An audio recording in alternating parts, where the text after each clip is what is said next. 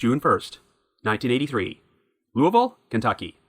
12-year-old Ann Gottlieb leaves her friend's residence in order to ride her bicycle back to her family's apartment, but she never arrives. When Ann's mother goes searching for her, she discovers Ann's abandoned bicycle outside a department store, but no trace of her can be found.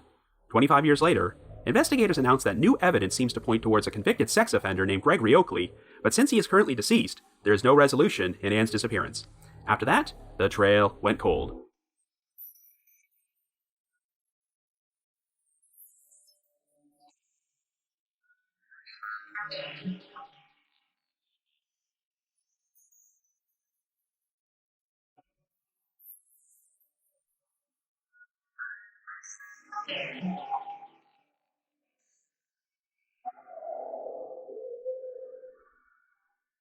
Hello everyone, and welcome to our latest episode of The Trail Went Cold.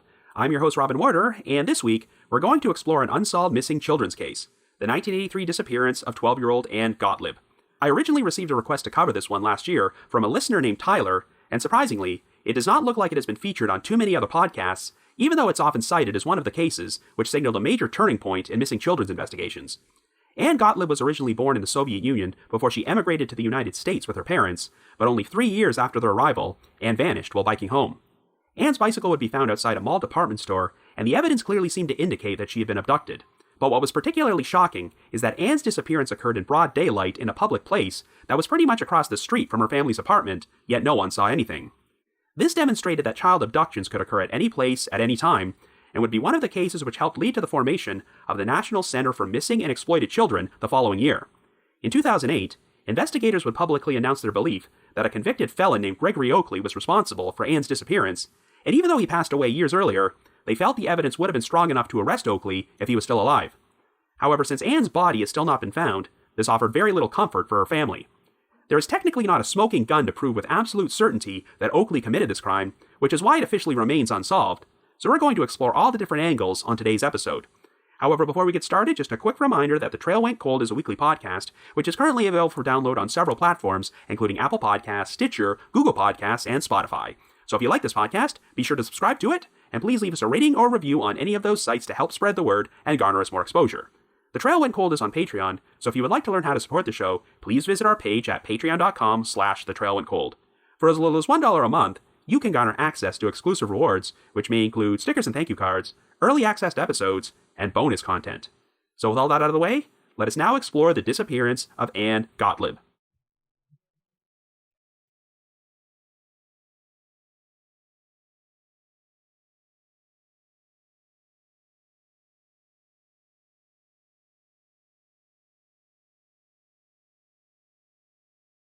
Our story begins in Louisville, Kentucky in 1983, and our central figure is 12-year-old Ann Gottlieb.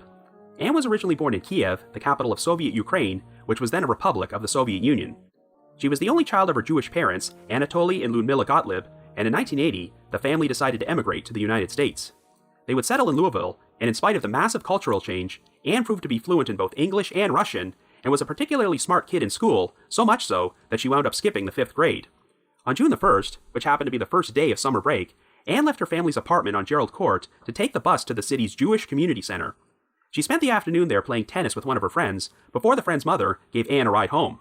After she arrived, Ann immediately hopped on her bicycle and rode to the home of her best friend, Tanya Okmayansky, which was located about a mile away.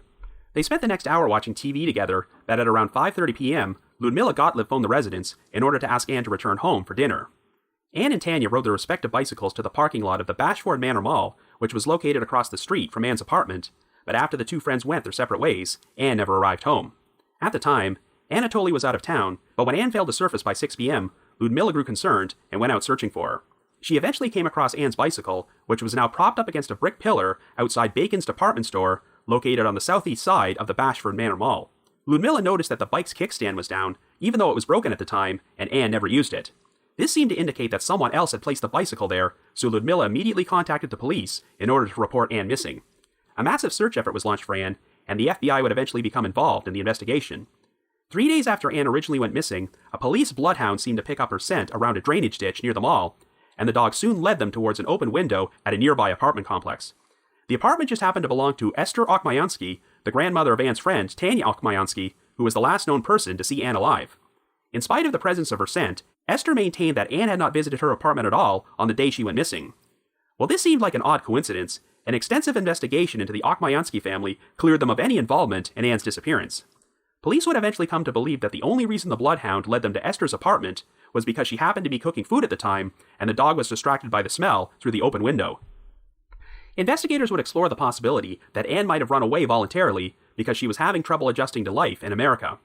In fact, shortly before she went missing, Anne had been reading a book titled Still Missing, a fictional story about a 6-year-old boy who goes missing before his mother discovers his bicycle standing against a wall.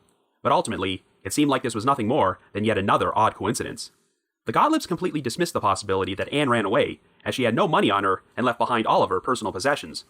Another odd theory which was floated around was that Anne had been abducted by Russian government agents in an attempt to force her parents to return to the Soviet Union.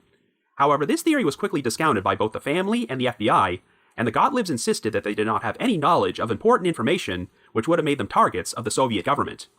In the early stages of the investigation, the police were certain they had a promising suspect and circulated a composite sketch of an unidentified man in a white floppy golf hat. At around 2 p.m. on the afternoon of Anne's disappearance, a man matching this description had accosted a 10-year-old girl on a jogging track near the tennis court at the Jewish Community Center. He was seen saying obscene things to the girl before he grabbed her and attempted to pull her pants down, but he wound up fleeing the scene when the girl's mother intervened.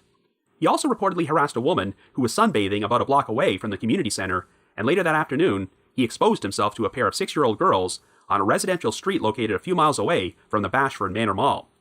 Since Anne had been playing tennis at the Jewish Community Center around the approximate time period this man was seen there, he immediately became a person of interest. It was soon identified as 42-year-old Ralph Barry Barber, who lived in the town of Nicholasville and had a history of arrests for sexual offenses.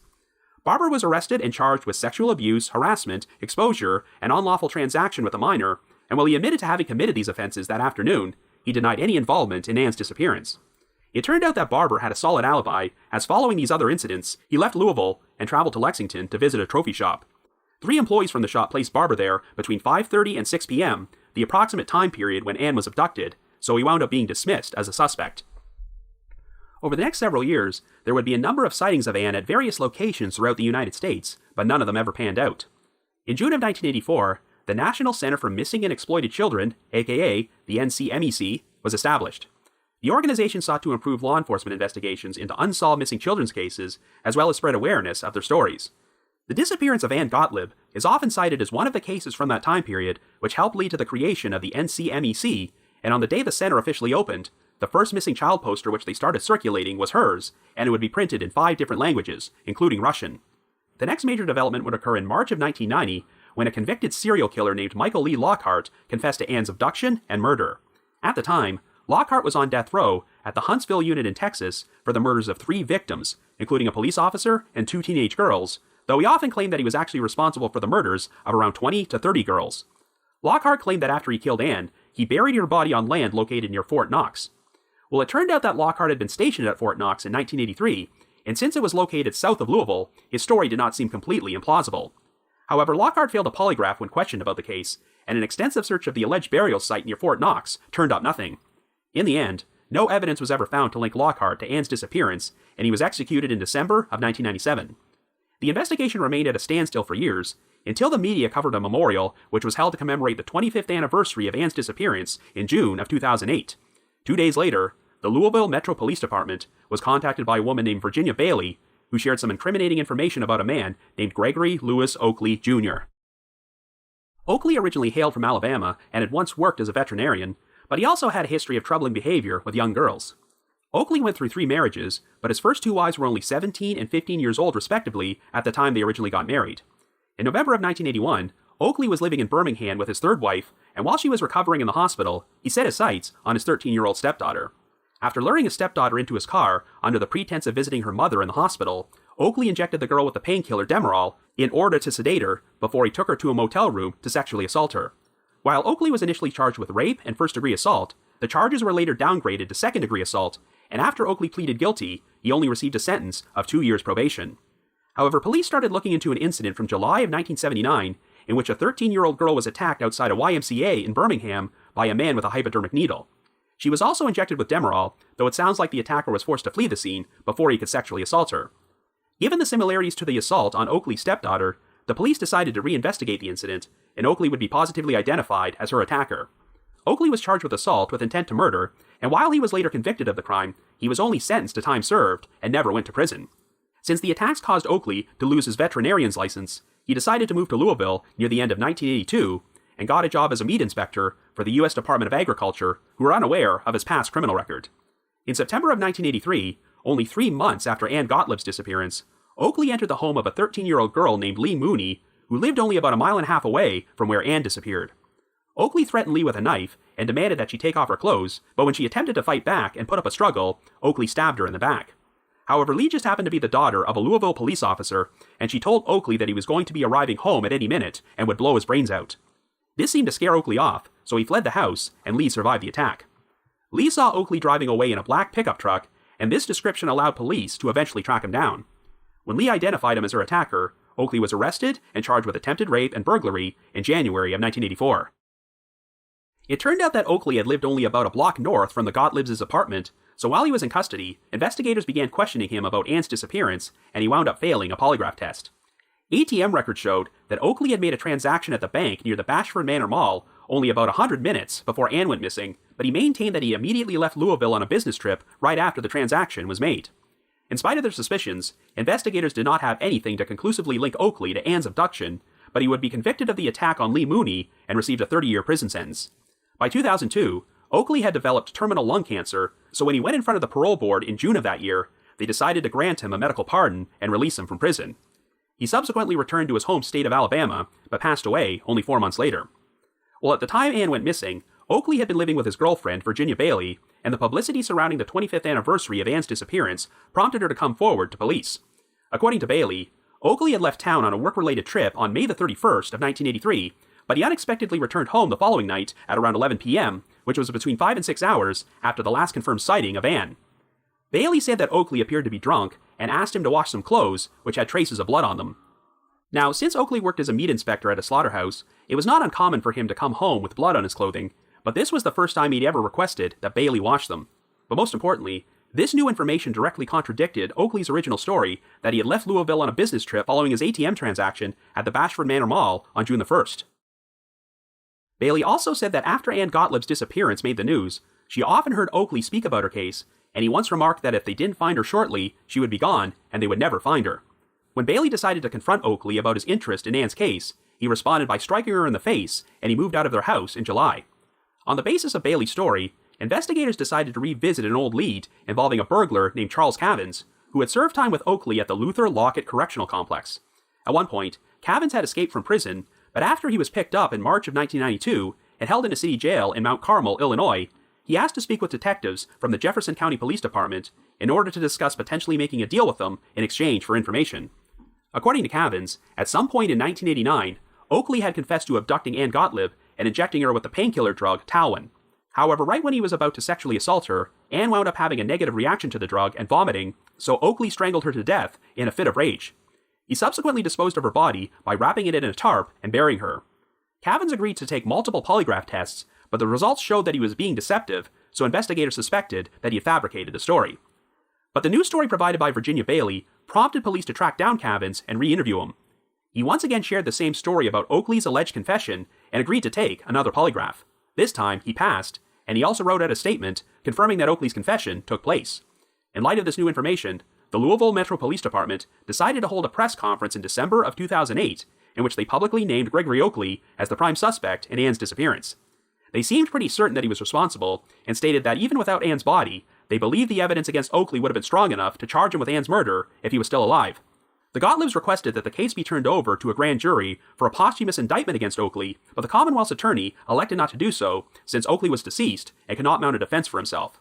Even though the authorities continue to believe that Oakley was the perpetrator, they have not officially closed the investigation into Ann's disappearance and still hope to recover her remains someday. But for the moment, Ann Gottlieb continues to remain a missing person. So I guess you could say, the trail went cold.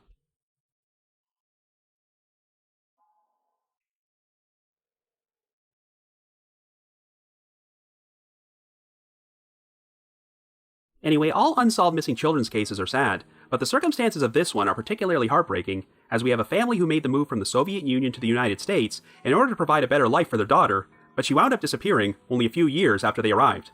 And to make things even more tragic, Anne was Anatoly and Ludmila's only child. The Gottliebs pretty much followed the same pattern as a lot of parents of missing children in that they kept the same phone number for decades on the off chance their daughter was still alive somewhere and would attempt to contact them.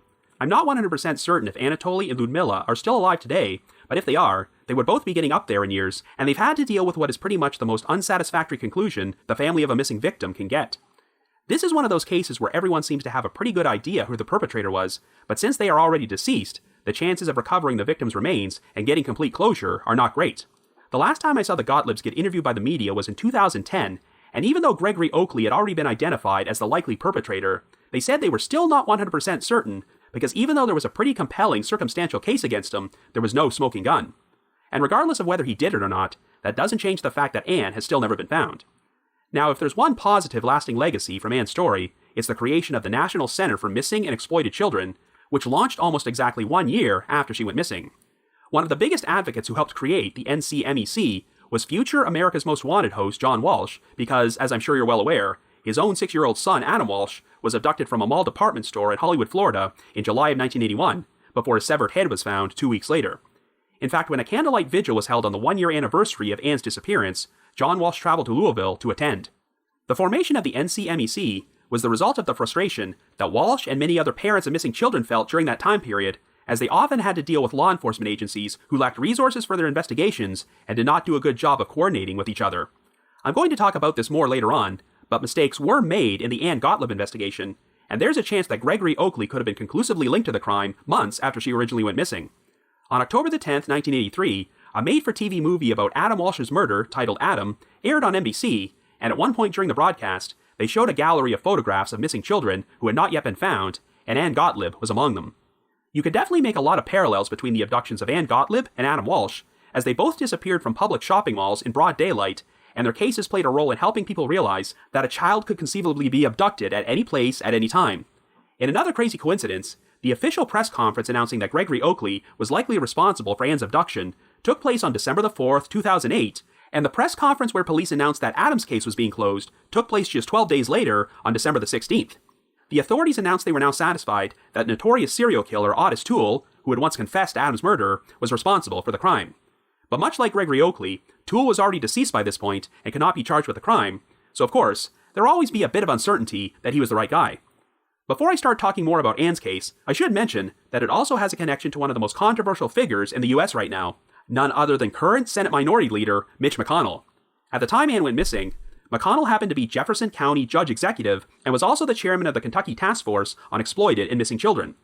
McConnell did a number of interviews with the media while the original investigation was taking place, and if you do a search on YouTube, you can find a brief snippet of McConnell holding a press conference about the case alongside Anatoly and Ludmila Gottlieb. So one of the main reasons this case sent major shockwaves throughout the community is that not only was Anne abducted in broad daylight in a public place, but it took place while she was directly across the street from her own apartment and no one saw anything. In fact, the responsible party also apparently had the time to stand up Anne's bicycle next to a department store before leaving the scene, but no witnesses ever reported anything unusual. There are a lot of astonishing coincidences in this case, such as the fact that a bloodhound managed to track Anne's scent to the apartment of her best friend's grandmother, even though she had nothing to do with the disappearance, and Anne also spent the early part of the afternoon at the Jewish Community Center, where a completely different sex offender was attacking and harassing young girls. It's interesting to look at the earliest media coverage of this case, where there was so much focus placed on this mysterious man with the white floppy golf hat who would soon be identified as Ralph Barry Barber, and I could definitely understand everyone believing that he was the guy. But it sounds like Barber's alibi was pretty airtight, as he had eyewitnesses placing him at a trophy shop in Lexington, which is over 70 miles away from Louisville. I know that witnesses can sometimes be mistaken, but we have 3 employees who distinctly remembered Barber because he walked into the shop and asked to have his name inscribed on a plaque near closing time, which would have been between 5:30 and 6 p.m., the same time period when Anne went missing. Unfortunately, even after Barber was ruled out as a suspect, it sounds like the composite sketch of the man in the floppy golf hat was still circulated for a while, which may have hampered the investigation. It was not until January of 1984, 6 months after Anne's disappearance, when Gregory Oakley first popped up on the radar as a potential suspect after he was charged with his attack on 13-year-old Lee Mooney. However, I think this part of the investigation might have been complicated by the fact that Lee just happened to be the daughter of a Louisville police officer. Obviously, this made the department extra motivated to nail Oakley to the wall, but while the investigators on Anne's case were allowed to question him, it sounds like they were instructed to tread lightly, as I'm sure they didn't want to do anything that might jeopardize his prosecution for the attack on Lee. In the end, justice was served, since Oakley received a 30-year prison sentence for that crime, and a Jefferson County police detective named Bobby Jones still wanted to press him on Ann's disappearance. But Jones was instructed to turn over the case and all the materials he had to the FBI, and for whatever reason, their investigation into Oakley went nowhere. It sounds like this transition caused some issues, as one of the key pieces of evidence, the ATM receipt placing Oakley at the Bashford Manor Mall on the afternoon of Ann's disappearance, went missing without explanation. When the case went back into the spotlight again in 2008, Jones actually offered a public apology to the Gottlieb family, as he believed he should have been more aggressive about pursuing Oakley back then and not have let the case get away from him. But before we talk any more about Oakley, we have to discuss the other major suspect in this case, and that's serial killer Michael Lee Lockhart, who made a confession from death row in 1990. Like many convicted serial killers, Lockhart bragged about being responsible for additional murders he had never been charged with, and while I'm sure he was exaggerating about certain things, he was posthumously linked to a famous case, which was once featured on Unsolved Mysteries. You might recall the story of 16-year-old Kathy Hobbs, who left her Las Vegas apartment on the evening of July the 23rd, 1987, in order to make a trip to the supermarket, but was abducted and murdered before she returned home, and her body was later discovered in a remote field. This really did not become public knowledge until years after Lockhart's execution, but investigators have closed the case because they are now certain that Lockhart was the perpetrator, as there was forensic evidence linking him to the crime, and he could be placed in Las Vegas at the time Kathy was killed. Knowing that, I guess you can't completely discount the possibility that Lockhart also could have been responsible for Ann's murder, as he was stationed at Fort Knox at the time she went missing, which would have put him in close proximity to Louisville. However, it sounds like the authorities concluded that Lockhart's confession was false, and he provided no corroborating evidence to support his claims. When he looked at a map of the area where Ann was supposedly buried, Lockhart said he could not pinpoint the exact location unless he was on the ground, so arrangements were actually made to fly him from Texas to Kentucky in order to participate in the search. They found nothing, so I get the sense that this was a case of a condemned inmate with nothing left to lose, deciding to make a false confession because it allowed him to take a plane trip and gave him a temporary reprieve from spending the last several years of his life in a cell on death row. During an interview they gave in 2010, Ann's parents stated that they had not completely discounted Lockhart's confession, and they had also lobbied the authorities to perform a second search near Fort Knox during the mid-1990s, though this never came to fruition, and it sounds like investigators remain 100% convinced that Gregory Oakley was the real perpetrator. In their eyes, this case is about as close to solved as you can get without a conviction and the victim's body. But once again, while there is a compelling circumstantial case against Oakley, there is no physical evidence or a smoking gun to prove beyond a reasonable doubt that he did it. I think one of the most frustrating elements is that there was ample opportunity to pin the crime on Oakley while he was still alive. In addition to being questioned when he was charged with the attack on Lee Mooney, one of Oakley's fellow inmates, Charles Cavins, actually came forward in 1992 and told investigators that Oakley had confessed to Ann's murder. It sounds like they believed this story when Cavins was re-interviewed in 2008, but why didn't they act on this information 16 years earlier? While I've mentioned numerous times on the podcast that you should always be skeptical about stories which are shared by jailhouse informants who are notorious for often making things up in order to help themselves. When Cavins originally spoke with police in 1992, he was looking to make a deal, and given that Oakley's alleged confession had taken place 3 years earlier, it doesn't sound like he was doing this out of the goodness of his heart. When Cavins took some polygraphs, the results showed that he was being deceptive, so I certainly don't blame investigators for initially discounting his story. But here's the complication. Even though Cavins might have been telling the truth about Oakley's confession, it sounds like he fabricated certain details. Cavins claimed that the main reason Oakley told him about Ann's murder is because he had recently read a book about how DNA testing was starting to become a tool in criminal investigations at that time, so Oakley had become concerned that the murder could be linked to him. Since Cavins was scheduled to be released from prison sometime in the near future, Oakley asked him to dig up Ann's body and burn it in order to destroy potential DNA evidence before he reburied her remains. It seems likely that Cavins made up this part of the story because investigators told him that they would only make a deal if the information he provided led to Ann's body, but in actuality, he had no idea where she was buried. When Cavins was re-interviewed in 2008, he left out the detail about being asked to dig up Ann's remains, which might explain why he was able to pass a polygraph this time around. So while Cavins' overall story about the confession might have been true, if he had not fudged certain details back in 1992, when Oakley was still alive, the investigation may have gone in an entirely different direction. However, the most credible detail which Cavins provided was that Oakley had told him he injected Ann with Talwin, a drug which was often used on animals. As a former veterinarian, Oakley probably would have been familiar with Talwin, but it seemed unlikely that someone like Cavins would have even known what Talwin was, and fabricated that detail out of thin air. It sounds like Cavins' story had more credibility in 2008 because Oakley's former girlfriend, Virginia Bailey, had just come forward with new information to incriminate him.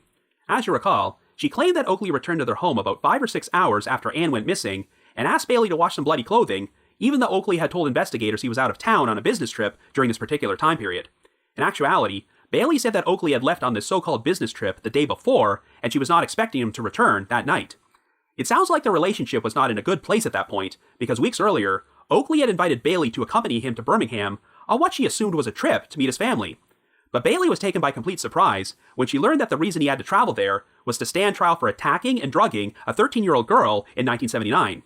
After Oakley was convicted of the crime and sentenced to time served, he returned to Louisville on May the 26th, just 6 days before Anne went missing. Regardless of whether or not Oakley was involved in Anne's disappearance, it's an indisputable fact that he was a vile human being who had a documented history of preying on young girls. If he did murder Anne, I'd argue that Oakley never should have been in a position to do so in the first place because he deserved to be in prison. It boggles my mind that he only got 2 years probation for drugging and assaulting his own stepdaughter and received a sentence of time served for the attack on the other 13-year-old girl. If they had locked him up for either of those offenses, Anne might still be alive today. Well, he deservedly received a 30-year prison sentence for his attack on Lee Mooney. It sounds like that's mainly because he had the misfortune of going after a police officer's daughter. According to Charles Cavins, Oakley told him that after he injected Anne with Talwin, she started vomiting, which prompted him to lose it and fatally strangle her. Even though Oakley had abducted, drugged, and assaulted girls in the past, there was no indication that he was a murderer, so it's possible he was planning to let Anne go once he was finished with her, but Anne's reaction to the drug was unplanned. When Oakley attacked Lee Mooney 3 months later, he threatened her with a knife rather than attempting to drug her, so what happened with Anne may have prompted him to change his MO. It's also interesting how Virginia Bailey described Oakley as appearing drunk when he showed up at their house with his bloody clothing, so I wonder if he decided to get intoxicated because he never originally intended to kill anyone. Oakley wore a badge as part of his job as a meat inspector, so it's been speculated that if he crossed paths with Anne, he could have used the badge to convince her that he was a person of authority in order to lure her somewhere. There's also been concern about the fact that Oakley worked in a slaughterhouse, which would have given him a convenient location to dispose of Anne's body. It's worth noting that Cavins has claimed that Oakley specifically told him that he wrapped Anne's body in a tarp and buried her somewhere, but Virginia Bailey said she once heard him utter these cryptic words about Anne, quote, "If they don't find her shortly, she will be gone, and they will never find her." Those words could mean anything, but one possibility is that Anne's body was buried in a place where a major construction project was about to take place, which would make her remains all the more difficult to recover. Now, if Oakley really was guilty, it seems like he had no qualms about taking that secret to his grave. In 2001, while Oakley was still incarcerated, a reporter from the Louisville Courier-Journal had attempted to speak to him about Anne's disappearance, but he wrote them a letter denying all involvement in the crime, stating, quote, "I have no reason to lie about this matter because I am dealing with terminal lung cancer, which is already metastasized," end quote. Indeed, Oakley was out of prison and dead just over 1 year later, but as far as I know, he never admitted to anything. I know the authorities said that if Oakley had still been alive at the time they heard all this new information from Cavins and Bailey, they would have considered the evidence to be strong enough to charge Oakley with Anne's murder, even without her body or any corroborating physical evidence. In addition to the eyewitness testimony, Oakley had a history of inconsistent statements about his alibi, and ATM records did place him near the Bashford Manor Mall on the afternoon of Anne's disappearance. When you factor in Oakley's other sexual offenses with young girls, then yes, I really do not have much trouble believing he was the perpetrator in this case, but without a smoking gun, it would have been interesting to see if the evidence would have been strong enough to convince a jury. Since Oakley wound up going to prison only a year after Anne went missing, and spent nearly 30 years there until he died an agonizing death from lung cancer, then I guess you could say that justice was ultimately served in this case. But it still doesn't offer much comfort for Anne's parents, who have never been able to recover their child's remains and give her a proper burial. I know the Gottliebs have always remained a bit skeptical that Oakley was the perpetrator, but I can understand why they would feel that way, because it still allows them to maintain hope that they might find out what really happened to Anne someday. Believing that a currently deceased suspect killed your daughter, and you will be unable to bring her home, is a hopeless feeling to live with, so if by chance you happen to have any information about the disappearance of Anne Gottlieb which could bring this case to a conclusion, please contact the appropriate authorities. But if you just have your own thoughts about what happened, feel free to leave me a comment or send me an email to robin.warder@icloud.com. That's robin.warder@icloud.com. Another reminder that The Trail Went Cold is on Patreon, so please visit patreon.com/thetrailwentcold to learn how you can support our podcast and become eligible for some pretty neat rewards. We produced a bunch of exclusive bonus episodes for our patrons in tiers 2 and 3, and this past month, I did something a little different from the norm by releasing an episode about a case which has been solved, the murder-suicide of the Benoit family. You probably know that I'm a lifelong professional wrestling fan, and Chris Benoit's decision to murder his wife Nancy and 7-year-old son Daniel before taking his own life has always haunted me, so I decided to put together an episode in which I detailed this horrible crime and shared my personal thoughts on it. And for our patrons in Tier 3, I've also recorded another new audio commentary track which can be played over a classic episode of Unsolved Mysteries. I'd also like to take a moment to thank our most recent listeners who have signed up with us on Patreon this week, and they are Melanie G, Jen B, Michaela, Meg, Kenny F, Yogi Sleuth, Gabrielle D., Jennifer L., and Carol. Thank you all so much for your support. And before I bring this episode to a close, I'd like to play a promo for another true crime podcast, Murder Mile. Hey friends, I'm Michael, host of the Murder Mile UK True Crime Podcast. I would be delighted if you joined me every Thursday for a walk through the untold, unsolved, and long-forgotten murders of London's West End, featuring hundreds of fascinating true crime tales you won't hear anywhere else. If you're looking for something different, the award-winning and highly acclaimed Murder Mile UK True Crime Podcast is researched using the original police files. It's presented as a dramatization. Each episode is crafted as a labour of love, and it focuses on the victims' lives in an honest, detailed, and sympathetic way. Season 5 has just begun, so why not treat yourself to more than 150 episodes? If that sounds like your cup of tea, search for the Murder Mile UK True Crime Podcast. Thank you. I'd also like to announce that later this year, provided that it becomes safe to travel again, the Trail Went Cold is going to be appearing on Podcast Row at 2 separate CrimeCon events. The regular CrimeCon, which takes place at the Fairmont Hotel in Austin, Texas, from June 4th until the 6th, and the very first CrimeCon UK, which is being held at the Leonardo Royal Hotel and Spa in London the following weekend on June the 12th and 13th. If you would like to purchase tickets to either event, we have a special promo code you can use to get a 10% discount, and it applies to both the Austin and London events. So to receive 10% off, either visit crimecon.com or crimecon.co.uk and enter the promo code COLE21. That's COLE21. In addition, I also wanted to provide another reminder that I hold live streaming sessions on a platform called Get Vocal. Every Thursday night from 7 until 8 p.m. Eastern Time, I hold what is essentially an after show for each week's podcast episode, where I have an interactive discussion about the featured case from said episode and answer questions and address comments from listeners. I always include a link to these sessions in our show notes, so be sure to check there for more information or visit getvocal.com. That's GETVOKL.com. I just wanted to give another shout out to my supporters at the Unsolved Mysteries message board at the Sitcoms Online forum and the Unresolved Mysteries subreddit. I need to provide a big thanks to Miguel Foote, who edits and assembles this podcast together for me, and Vince Nitro, who composes the eerie music you hear on every episode. If you haven't already, you can like us on Facebook, follow us on Twitter, or leave us a rating or review on Apple Podcasts, Stitcher, Google Podcasts, or Spotify. So have yourself a good week and join us next Wednesday for another brand new episode of The Trail Went Cold.